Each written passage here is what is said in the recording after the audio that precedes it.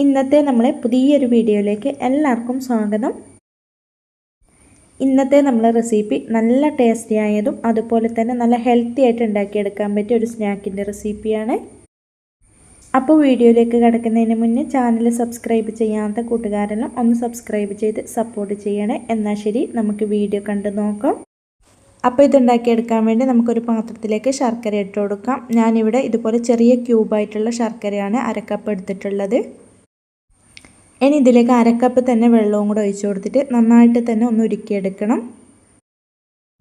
Flame medium ഫ്ലെയിമിലാണ് വെച്ച് കൊടുത്തിട്ടുള്ളത്. അങ്ങനെ ഇപ്പോൾ ഇതാ നമ്മൾ ശർക്കരയെല്ലാം നമുക്കിവിടെ നന്നായിട്ട് തന്നെ ഒന്ന് ഉരുക്കി കിട്ടിയിട്ടുണ്ട്. ഇനി ഇത് നമുക്ക് ഇറക്കി വെച്ച് കൊടുക്കാം. ഇനി സ്റ്റൗവിലേക്ക് ഒരു പാൻ വെച്ച് കൊടുക്കണം. ഇനി ഈ പാൻ നന്നായിട്ട് തന്നെ ഒന്ന് ചൂടായി വന്നു കഴിഞ്ഞാൽ നമുക്ക് ഈ പാനിലേക്ക് 1 ടേബിൾ സ്പൂൺ നെയ്യ് ചേർത്ത് കൊടുക്കാം. ഇനി ഈ നെയ്യ് നല്ലപോലെ ഒന്ന് ചൂടായി വന്നു കഴിഞ്ഞാൽ നമുക്കിതിലേക്ക് ഒരു 1.5 ടേബിൾ സ്പൂണോളം കാഷ്നട്ട് ഇതുപോലെ കട്ട് ചെയ്തത് ഇട്ട് കൊടുക്കണം. ഇനി ഇത് ഏകദേശം ഒന്ന് വറവായി വരുന്ന സമയത്ത് നമുക്കിതിലേക്ക് കുറച്ച് ഉണക്കമുന്തിരിയും കൂടെ ഇട്ട് കൊടുക്കാം. ഇനി ഇതൊന്ന് വറുത്ത് കോരാവുന്നതാണ്. ഇനി ഇത് വറുത്ത് കോരിയെടുത്ത അതേ നെയ്യിലേക്ക് തന്നെ നന്നായിട്ട് പഴുത്ത മീഡിയം സൈസിലുള്ള ഒരു പഴം ഇതുപോലെ ചെറുതായിട്ട് കട്ട് ചെയ്തത് ചേർത്ത് കൊടുക്കുന്നുണ്ട്. ഇനി ഈ പഴം നമുക്ക് നന്നായിട്ട് തന്നെ ഒന്ന് വാട്ടിയെടുക്കണം. ഫ്ലെയിം മീഡിയം ഫ്ലെയിമിലാണ് വെച്ച് കൊടുത്തിട്ടുള്ളത്. പഴം നമ്മൾ ഇതിലേക്ക് എടുക്കുന്ന സമയത്ത് പഴം അത്യാവശ്യം നന്നായിട്ട് തന്നെ പഴുത്തിരിക്കണം. പഴുത്ത പഴം എടുക്കുമ്പോഴാണ് ഇതിന് നല്ലൊരു ടേസ്റ്റ് കിട്ടുന്നത്. അങ്ങനെ ഇപ്പോൾ ഇതാ നമ്മളെ പഴമെല്ലാം നമുക്കിവിടെ നല്ല പോലെ വാടി കിട്ടിയിട്ടുണ്ട്. ഇനി ഈ പഴം നമുക്കിതുപോലെ ഒന്ന് ഉടച്ചും കൂടെ കൊടുക്കാം. ഇതുപോലെ ഒന്ന് ഉടച്ചു കൊടുത്തതിന് ശേഷം നമ്മൾ നേരത്തെ ഉരുക്കി മാറ്റി വെച്ച ആ ശർക്കരപ്പാനി അരിപ്പ വെച്ചിട്ട് അരിച്ചിട്ട് ഇതിലേക്ക് അങ്ങ് ചേർത്ത് കൊടുക്കണം. ഇനി ഇതിലേക്ക് 1/2 ടീസ്പൂൺ ഏലക്കാപ്പൊടി, 1/4 ടീസ്പൂൺ ചെറിയ ജീരകത്തിൻ്റെ പൊടി, പിന്നെ അല്പം ഉപ്പ്, 1/2 കപ്പ് ചിരവിയ തേങ്ങ, ഇത്രയും ചേർത്ത് കൊടുത്തതിന് ശേഷം ഇനി ഇത് നമുക്ക് നന്നായിട്ട് തന്നെ ഒന്ന് ഇളക്കി കൊടുക്കാവുന്നതാണ്.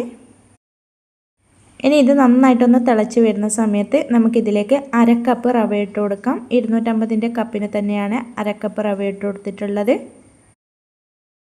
ഇനി ഇത് നല്ല പോലെ ഒന്ന് ഇളക്കി യോജിപ്പിച്ച് കൊടുക്കണം. ഈ സമയത്ത് നമ്മൾ ഫ്ലെയിം മീഡിയം ടു ലോ ഫ്ലെയിമിലാണ് വെച്ച് കൊടുത്തിട്ടുള്ളത്.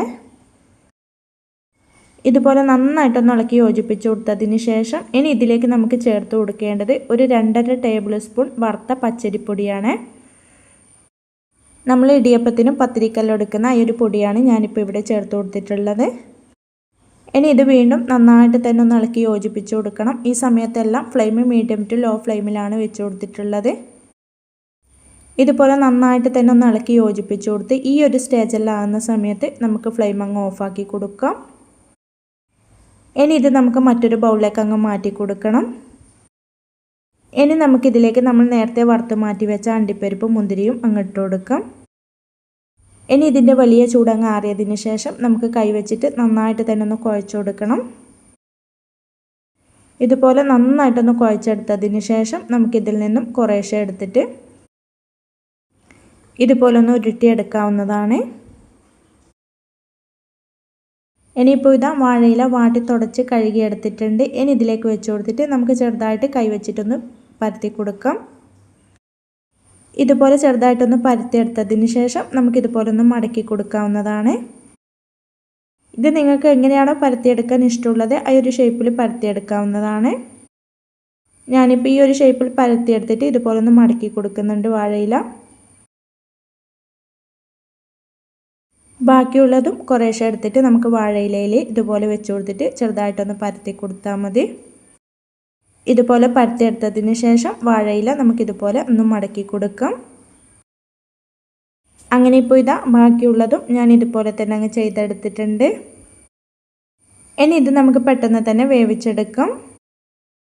ഇത് വേവിച്ചെടുക്കാനായിട്ട് ഞാനിവിടെ ഇഡ്ഡലി പാത്രത്തിൽ വെള്ളം തിളപ്പിക്കാൻ വെച്ചിട്ടുണ്ടായിരുന്നു. ഈ വെള്ളം നന്നായിട്ട് തിളച്ച് കിട്ടിയിട്ടുണ്ട്. ഇനി ഇതിലേക്ക് നമുക്ക് അങ്ങ് ഇറക്കി വെച്ച് കൊടുക്കാം. അങ്ങനെ ഇതിപ്പം ഞാൻ പരത്തിയെടുത്തത് മുഴുവനായിട്ടും ഇഡ്ഡലിത്തട്ടിലേക്ക് അങ്ങ് ഇറക്കി വെച്ച് കൊടുത്തിട്ടുണ്ട്. എല്ലാതും ഇതിലേക്ക് ഇറക്കി വെച്ച് കൊടുത്തതിന് ശേഷം നമുക്കിനി ഇത് അടച്ച് വെച്ച് കൊടുത്തിട്ട് മീഡിയം ഫ്ലെയിമിൽ ഒരു 10 മിനിറ്റ് വേവിച്ചെടുത്താൽ മതി. അങ്ങനെ ഇതിപ്പം ഇവിടെ വേവാൻ തുടങ്ങിയിട്ട് 10 മിനിറ്റ് ആയിട്ടുണ്ട്. നമ്മളെ അട നമുക്കിവിടെ റെഡിയായി കിട്ടിയിട്ടുണ്ട്. അങ്ങനെ ഇതാ നല്ല ടേസ്റ്റി ആയതും അതുപോലെ തന്നെ നല്ല ഹെൽത്തി ആയിട്ട് ഉണ്ടാക്കിയെടുക്കാൻ പറ്റിയ സ്നാക്ക് ഇവിടെ റെഡിയായി കിട്ടിയിട്ടുണ്ട്. എണ്ണയിലൊന്നും മുക്കിപ്പൊരിക്കാതെ നല്ല ടേസ്റ്റിയിൽ ഉണ്ടാക്കിയെടുക്കാൻ പറ്റിയ ഒരു സ്നാക്കും കൂടിയാണ് ഇത്. നമുക്ക് കുട്ടികളൊക്കെ സ്കൂൾ വിട്ട് വരുന്ന സമയത്ത് ഉണ്ടാക്കി കൊടുക്കാൻ പറ്റിയ നല്ല ഹെൽത്തി ആയിട്ടുള്ളൊരു സ്നാക്കും കൂടിയാണ്. അപ്പോൾ എല്ലാവരും ഇതുപോലെ ഒന്ന് ട്രൈ ചെയ്ത് നോക്കാനും വീഡിയോ ഇഷ്ടപ്പെടുവാണെങ്കിൽ മറക്കാതെ തന്നെ ഒന്ന് ലൈക്ക് ചെയ്യാനും കമൻറ്റ് ചെയ്യാനും സബ്സ്ക്രൈബ് ചെയ്ത് സപ്പോർട്ട് ചെയ്യാനും മറക്കല്ലേ. ഇൻഷാ അല്ലാഹ് അടുത്തൊരു പുതിയ വീഡിയോ ആയിട്ട് നമുക്ക് വീണ്ടും കാണാം. Thank you for watching.